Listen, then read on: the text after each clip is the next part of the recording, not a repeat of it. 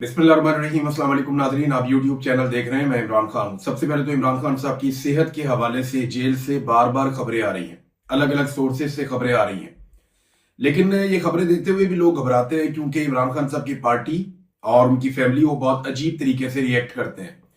देखिए, पाकिस्तान तहरीक इंसाफ की लड़ाई पाकिस्तान की मिलिट्री एस्टेब्लिशमेंट से चल रही है और मिलिट्री एस्टेब्लिशमेंट पूरे पाकिस्तान के निज़ाम को कंट्रोल करती है। तो जब भी कभी इमरान खान साहब के हवाले से कोई खबर निकलती है तो फौरी तौर पे खबर देने वाले पे ये इल्जाम लगाया जाता है कि आपको मिलिट्री एस्टेब्लिशमेंट ने ये खबर दी है। जरूरी नहीं है कोई मेजर, कोई जनरल, कोई कोई ब्रिगेडियर कोई फोन करके बताया कि जनाब ये खबर है, कोई कर्नल फोन करके बताया कि ये खबर है। बाद औक़ात थोड़ा सा निजाम को ढीला छोड़ा जाता है और खबर निकल आती है, या जानबूझकर ऐसा माहौल पैदा किया जाता है जिसमें खबर निकल आए। या देखें ना, अगर किसी सहाफी को कोई जेल के अमले का कोई बंदा राब्ते में आ जाता है और वो उसे कहता है जी कि मेरे पास एक बड़ी खबर है, तो सहाफी तो वो खबर ले लेगा, और अगर उसको कोई और सोर्स, को दूसरा सोर्स उसकी तस्दीक भी कर दे तो फिर तो उसकी वो खबर हो जाएगी ना। अब पाकिस्तान तहरीक इंसाफ के भी कुछ लोगों को पता है इस बारे में, लेकिन ज्यादा लोग बोलते नहीं थे। ज़हीम लगारी साहब ने खबर दी, फिर उसके बाद जो है रिजवान गलज़ई साहब ने खबर दी, वसीम मलिक साहब ने खबर दी, सदीक जान साहब ने ये खबर दी, और बहुत सारे जर्नलिस्ट हैं जो ये खबर दे रहे हैं और लगातार इसके बारे में बात कर रहे हैं। पाकिस्तान तहरीक इंसाफ के कुछ अहम रहनुमा जिनमें मुराद सईद हैं, इनके अंदर एक नाम जो है वो मेजर ताहिर सादिक साहब का भी है, इसमें जावेद हाशमी साहब ने भी इसके ऊपर स्टेटमेंट दिया, और बहुत सारे लोग अब ये बात कर रहे हैं कि इमरान खान साहब की सेहत के हवाले से जो खबरें आ रही हैं वो तशवीशनाक है।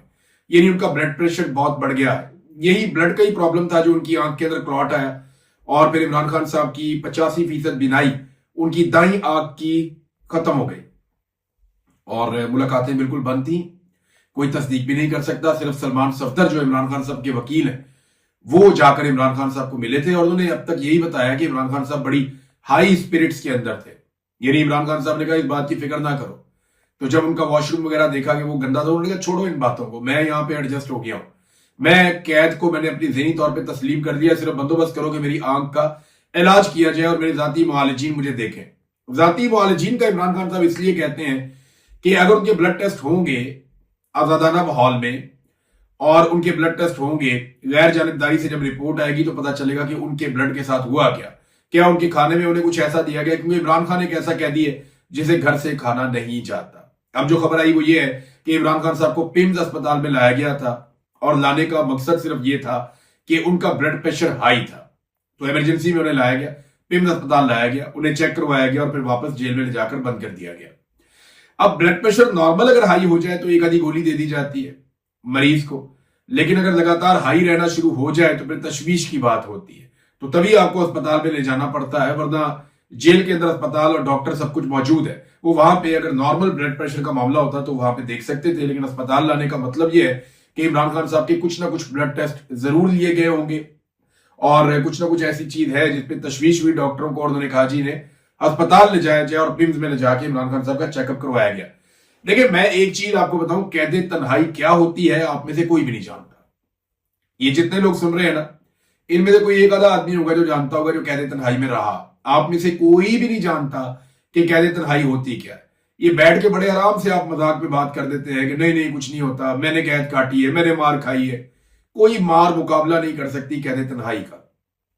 मैं कैदे तन्हाई में रहा हूं, आपके सामने बैठा हूं, मैं आपको बता रहा हूं मेरी हालत देखें क्या हो गई थी कैदे तन्हाई की वजह से। पूरा जिस्म मेरा सूख कर कांटा हो गया था, मैं बोल नहीं पा रहा था। उन्होंने बहुत तजर्बात मेरे ऊपर किए, लेकिन कैदे तन्हाई सबसे खौफनाक तजर्बा था। आप देखें, जितने भी लोग कैदे तन्हाई से आते हैं, जिनको एजेंसियां उठाकर ले जाती हैं, वो वापस आते हैं, वो नॉर्मल नहीं होते, वो बड़ी मुश्किल से नॉर्मल होते हैं। उनका जिस्म बिल्कुल लागर हो जाता है, वो ज़हनी तौर पर बहुत स्लो हो जाते हैं, उनके मल्टीपल इश्यूज शुरू हो जाते हैं। कैदे तन्हाई इंसान को अंदर से तोड़ कर रख देती है, जो इमरान खान साहब के साथ किया जा रहा है। मैं तो सिर्फ 5 महीने, पौने 5 महीने कैदे तन्हाई में था। इमरान खान साहब कब से कैदे तन्हाई में है आप अंदाजा लगा लें। आज 9 महीने हो गए उनकी मुलाकातें बंद कर दी गई हैं। 9 महीने हो गए उनको उनकी फैमिली से नहीं, सिर्फ वो क्या सिक्योरिटी बाहर खड़ी हुई है और एक बंदा आता है खाने देकर चला जाता है। इसके अलावा इमरान खान साहब किससे क्या बातचीत करते हैं? कुछ किताबें उनकी साथी हैं या वो अल्लाह की इबादत कर लेते हैं। तो कैदे तन्हाई जहां इंसान को जिस्मानी तौर पर तोड़ कर रख देती है ना, वही ये इंसान को आसाबी तौर पर बहुत मजबूत भी कर देती है अगर वो अपना ताल्लुक अल्लाह से जोड़ दे। और ये मैंने इमरान खान साहब के अंदर ये चीज महसूस की। जिस किस्म के लोग उन्हें मिलकर आते हैं, वो आकर जो बातें बताते हैं, उनसे अंदाजा होता है कि इमरान खान साहब ने अपना ताल्लुक जो है वो अल्लाह रब्बुल इज्जत के साथ जोड़ा, और इस कैद तन्हाई में भी वो बड़े डट कर बड़ी मजबूती के साथ खड़े हैं। जिस किस्म की बातें अगर सलमान सफदर ने बताई ऑन द रिकॉर्ड और ऑफ द रिकॉर्ड, उससे भी समझ आती है कि इमरान खान साहब कैद तन्हाई में भी टूटे नहीं। अभी तक टूट जाते तो सबके सामने आ जाता मामला। तो ये बहुत खौफनाक चीज है कैद तन्हाई जिसमें इमरान खान साहब को रखा हुआ है। तो यहां अगर उन्हें खाने पीने में कुछ ऐसी चीज दी भी जा रही है, वो खुद तो नहीं पता कर सकते कि ये क्या है, ना पता चलता है कि क्या दिया जा रहा है। अगर स्लो आप किसी को पॉइजन करें तो उसके साथ क्या हो सकता है। यही बात तो इमरान खान साहब की बहनें कह रही है। अभी अलीमा खानम का स्टेटमेंट है कि हम ये देखना चाहते हैं इमरान खान को मिलकर के उनके साथ क्या किया जा रहा है, क्या उन्हें स्लो पॉइजन किया जा रहा है या उनके साथ क्या सलूक किया जा रहा है, इसके बारे में वो नहीं जानते।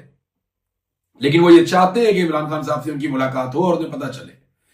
अब कैद तन्हाई और इमरान खान साहब की सेहत का मामला, इसको ना नॉर्मलाइज कर दिया गया। जो सबसे बड़ी बात है वो ये है, जब ये पता चला था ना कि इमरान खान साहब की एक आंख 85% जाया हो गई, उस वक्त पाकिस्तानियों में बहुत गुस्सा था। लेकिन सुहेल अफरीदी जिन पे इमरान खान साहब को बड़ा मान था, वो अपने साथियों समेत इंडोर एहतजाज करना शुरू हो गए इस्लामाबाद में।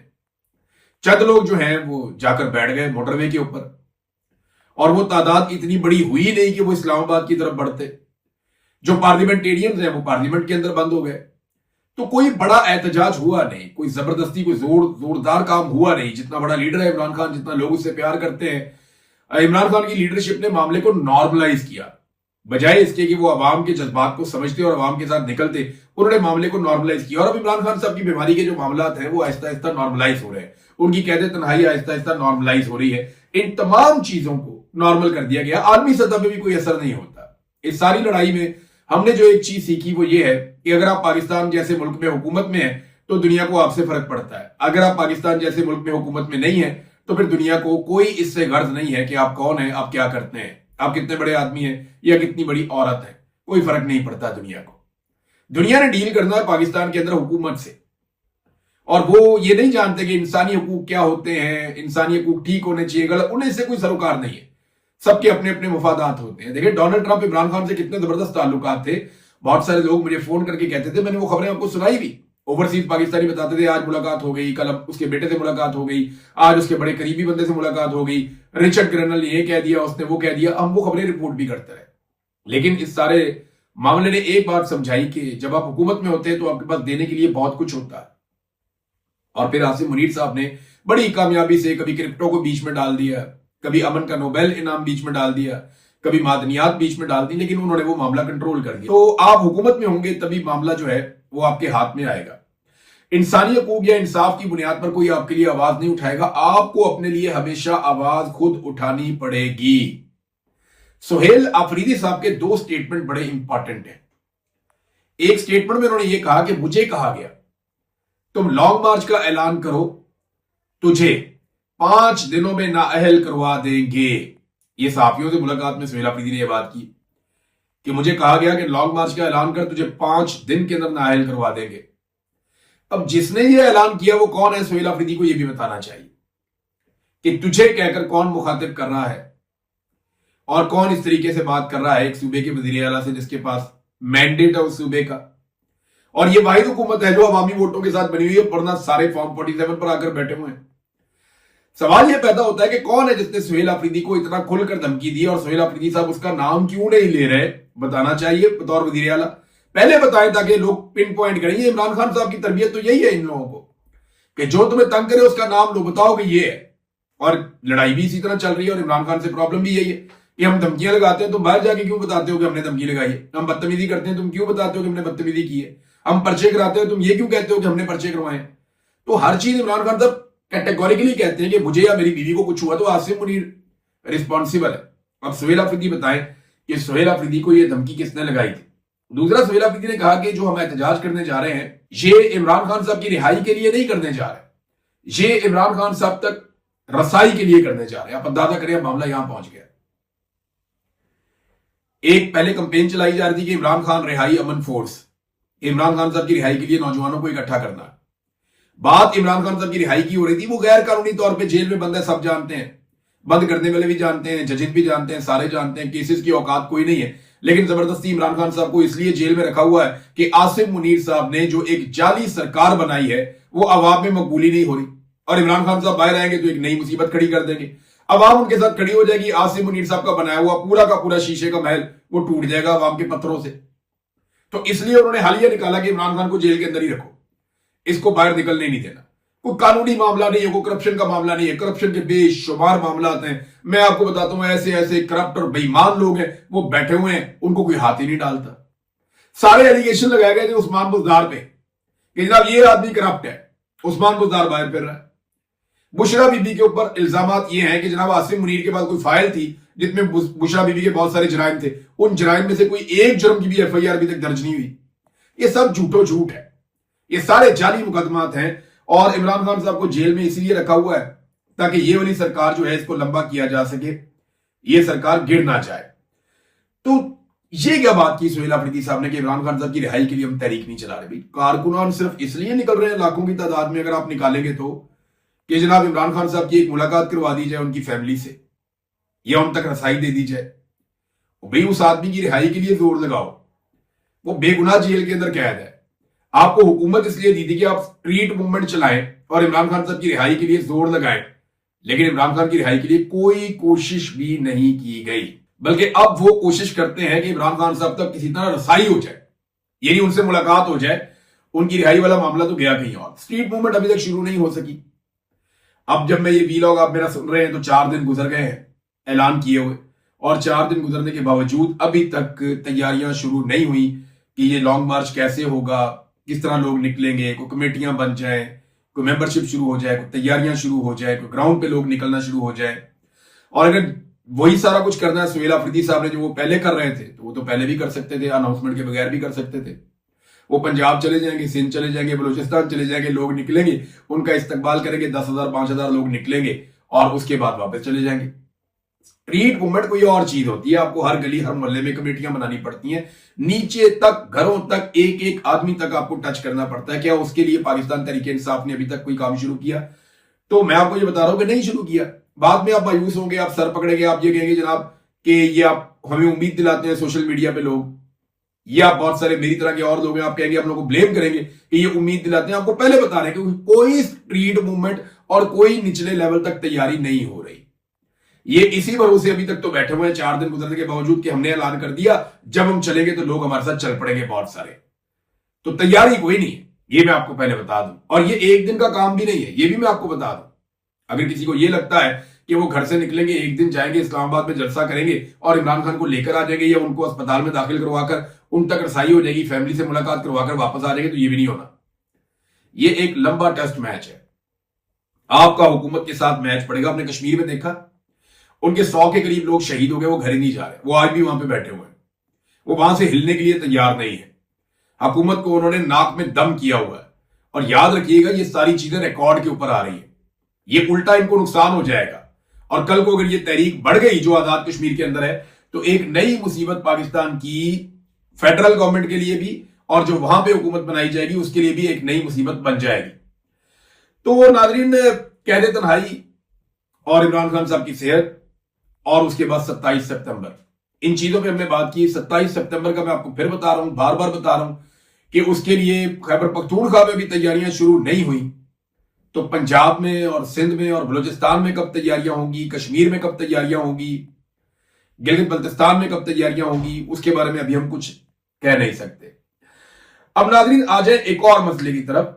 कश्मीर में जहां पे एहतजाज हो रहा है ना रावलाकोट में, वहां पे 7 नशिस्तों के ऊपर इंतखाबात मुलतवी कर दिए गए। यानी वो कश्मीर जहां पे थोड़ी सी सीटें हैं, जहां लगभग 5 मिलियन के करीब आबादी है, उस कश्मीर में इंतखाबात को 5 मरहलों तक लेकर चले गए। आप अंदाजा कर लें, यानी छोटे से कश्मीर के अंदर एक दिन में इंतखाबात नहीं करवा सकी पाकिस्तान की मिलिट्री एस्टेब्लिशमेंट। उसकी वजह यह है कि कश्मीरी डट कर खड़े थे, कश्मीरी मजबूती के साथ खड़े, कश्मीरी अपने मौके के साथ खड़े। ये बार बार फतवे देते हैं कि कश्मीरी गद्दार हो गए, कश्मीरियों ने ये कर दिया, कश्मीरियों ने वो 100 के करीब आपने उनकी लाशें गिरा दी। और क्या करना है? दुनिया में सिर्फ 2 जगह हैं इस वक्त मेरी दानत, और जगह भी होगी बहुत सारी, लेकिन जो मशहूर तरीन 2 जगह हैं दुनिया में जहां पे इस वक्त इंसानी इमदाद को रोका जा रहा है। गजा में रोका जा रहा है, इसराइल रोक रहा है कि वहां पे खुराक नहीं जाने देता, अद्वियात नहीं जाने देता, इवन पानी नहीं जाने देता, इंसानी इमदाद को वहां पे नहीं पहुंचने देता, इमदादी कारकुनों को वहां नहीं जाने देता, और दूसरी जगह आजाद कश्मीर है। ऐसा तो इंडिया मकबूजा कश्मीर में नहीं कर रहा जो आप आजाद कश्मीर में कर रहे हैं। इतने सारे ट्रक खड़े हुए हैं वहां पे, गंदम के, खुराक के, चीजों के, वो सारे रोके हुए हैं, लोगों को जाने नहीं दे रहे। जो लोग इमदादी सामान लेकर जाना चाहते थे, डॉक्टर्स, पैरामेडिकल स्टाफ या अद्वियात या बाकी चीजें, उन्हें उठाकर जेलों में डाल दिया। वो सेनेटर मुश्ताक जो है वो भूख हड़ताल करके बैठे हुए जेल के अंदर। वो जाना चाहते थे कश्मीरियों की मदद करने के लिए इस माहौल में, जब आपने उन्हें अकेला कर दिया मार मार के। तो ये कश्मीरियों के साथ हो रहा है, लेकिन वो अभी तक डट कर खड़े हुए हैं। अच्छा, एक और चीज भी इन्होंने कही, इन्होंने कहा ये 7 नशिस्तें अगर इलेक्शन इन पे नहीं भी होता ना तो हम हुकूमत तश्कील दे देंगे, यानी इलेक्शन मुकम्मल हुए बगैर ही हम एक सेशन बुला लेंगे और उसके अंदर speaker, deputy speaker, prime minister का हम इंतखाब कर लेंगे और फिर हम देखेंगे फिर क्या होता है। ये आप अंदाजा करें कि कैसी ढिठाई के साथ ये लोग अपनी मनमानी करते चले जा रहे हैं। और इसका नुकसान जो है ना वो अल्टीमेटली वफाक को होता है। इसका नुकसान अल्टीमेटली उस कॉज को होगा जिसके साथ हम 70 साल तक खड़े रहे। अब नाज़रीन जी, जो मुआहदा किया हमने सऊदी अरब के साथ और तुर्की के साथ, इस पे बहुत ज्यादा बात हो रही है, तुर्की में बहुत बात हो रही है, पाकिस्तान में भी हल्की फुल्की हो रही है, सऊदी अरब में इसको जश्न के तौर पे देखा जा रहा है, वहां पे तो जमहूरियत नहीं है। तो इसमें एक पहलू और भी है जो आजकल डिस्कस हो रहा है, वो ये है कि अमेरिका को क्योंकि यहां पे खित्ते में बहुत मार पड़ी है और उसके जो फौजी अड्डे थे वो भी तबाह हुए हैं, तो बहुत मुमकिन है कि मुस्तकबिल में जो अरब ममालिक हैं वो अमेरिका पे अपनी सिक्योरिटी के लिए भरोसा ना करें। अमेरिका के हथियार बहुत अच्छे हैं, वो ये चाहेंगे कि अमेरिकन हथियार यहां पे मौजूद रहें, लेकिन वो ये भी चाहेंगे कि मकामी जो ममालिक है उनका एक इत्तेहाद भी होना चाहिए, ताकि अगर ईरान की तरफ से कभी भी अरब ममालिक पे अटैक होता है या अरब ममालिक की कभी भी ईरान के साथ या हौसियों के साथ लड़ाई होती है तो खित्ते में ऐसे मुल्क होने चाहिए जो दोनों तरफ से दबाव डाल सकें। यानी तुर्की और पाकिस्तान अगर दोनों तरफ से ईरान के ऊपर दबाव डालता और अमेरिका लड़ रहा होता है या अमेरिकन हथियार इस्तेमाल हो रहे होते तो आज सूरत मुख्तलिफ होती। लेकिन यह पाकिस्तान और तुर्की के लिए एक नई मुश्किल भी खड़ी हो जाती, क्योंकि इन दोनों मुल्कों में अवाम के अंदर जो हमदर्दी है वो ईरान की अवाम के साथ काफी ज्यादा है, ईरानियों के साथ काफी ज्यादा है। तो अब देखते हैं ये मुआहदा क्या करेगा। भारत अमेरिका के ऊपर जो एतमाद या एतबार था अरब ममालिक का वो कम हुआ। उसका रीजन ये है कि जब दिल करता है लड़ते हैं, जब दिल करता है वापस चले जाते हैं, जब दिल करता है जंग शुरू करते हैं, जब दिल करता है जंग बंद कर देते हैं। क्योंकि ईरान अमेरिका के अंदर मार नहीं सकता तो वो यहां पे मारता है। तो अगर यहां पे मकामी ममालिक के साथ इत्तेहाद किया जाए तो फिर ये ममालिक तो अपना मुल्क छोड़ के नहीं जा सकते, यहीं पे मौजूद है। तो इनको लड़ाई को उस लेवल तक लेकर जाना पड़ेगा कि जहां पे फिर फैसला हो जाए। तो अमेरिका जो है वो लड़ाई का फैसला करने में कामयाब नहीं हुआ और मुकम्मल तौर पे दिफा करने में भी कामयाब नहीं हुआ। अब इसका मतलब ये नहीं है कि अमेरिकन हथियार वापस चले जाएंगे या अमेरिका के साथ कता ताल्लुकी हो जाएगी अरब ममालिक की, ऐसा नहीं है। उनके पास दुनिया के शानदार हथियार है। तो अरब ममालिक अब ऐसा लगता है कि अमेरिका के साथ भी चलेंगे और लड़ने के लिए जो फौजें हैं वो मकामी फौजें हासिल करने की कोशिश करेंगे। अभी मजीद मुल्क भी इस सारे इत्तेहाद के अंदर आ सकते हैं। ईरान ने चंद शराइत रख दी हैं आपने हुर्मुज़ को खोलने के लिए। ये शराइत आप सुनेंगे आपको आइडिया हो जाएगा कि ईरान अभी तक कहां खड़ा है, यानी जहां ईरान पहले खड़ा हुआ था क्या आज भी वहीं खड़ा है। जरा ये शराइत आप देखें, ये हैं जनाब शराइत। सेक्रेटरी कौमी सलामती काउंसिल के मुताबिक कभी भी और किसी भी जबान में ईरान को धमकाया ना जाए, ये देखें कैसी शर्त है, कौम की तौहीन ना हो, ईरान और उसके इत्तेहादियों पर मुसल्लत जंग हमेशा के लिए खत्म की जाए, ईरान की बहरी नाकाबंदी खत्म की जाए और अमरीकी अफवाज को ईरान की तरफ से हटाया जाए, ईरान को पहुंचाए गए नुकसानात का बगैर किसी कमी के पूरा हर्जाना दिया जाए, ईरानी कौम पर आयद की गई नामुनसिफाना और गैर कानूनी पाबंदियां उठाई जाए, गैर मशरूत तौर पर ईरानी अवाम के चुराए गए मुंजमद असासे जारी किए जाएं।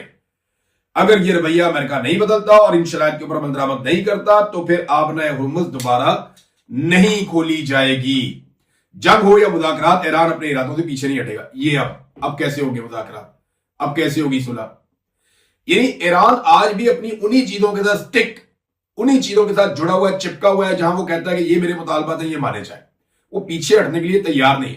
अमेरिका को प्रॉब्लम ये हो गई है कि उसके अंदर बार बार रिपोर्टें आ रही हैं कि उसके हथियारों के जखीरे में बहुत बड़े पैमाने पर कमी हो गई है और वो अमेरिका के दिफा के लिए काफी नुकसानदेह चीज है। डोनाल्ड ट्रंप इन रिपोर्टों के ऊपर बहुत गुस्सा भी हुए, लेकिन फिर भी बार बार अमरीकी इंतजामिया को, ये CNN ने भी एक रिपोर्ट किया कि जो अमरीकी सेंट्रल कमांड के जो सरबराह हैं उन्होंने बाकायदा आगाह किया ट्रंप इंतजामिया को कि अब आप ईरान से लड़ाई में जान छुड़ाएं, कोई नई प्रॉब्लम क्रिएट हो जाएगी, हमारे लिए मसाइल बहुत बढ़ जाएंगे। तो अमेरिकन के लिए अब ये जंग लंबी लड़ना बहुत मुश्किल होता जा रहा है, क्योंकि अकेला लड़ रहा है ना पहली मर्तबा, वरना हमेशा अमेरिका बहुत सारे इत्तेहादियों को लेकर लड़ता रहा है और कोई फौज आगे से अमेरिका को मारती नहीं थी, वो सिर्फ बाहर खाते थे। ये पहली मर्तबा ऐसा हुआ कि कोई मुनज़्ज़म फौज वापस मिसाइल मारती है, रॉकेट मारती है या ड्रोन मारती है, तो लड़ाई के उन्होंने तरीकाकार भी तब्दील कर दिया।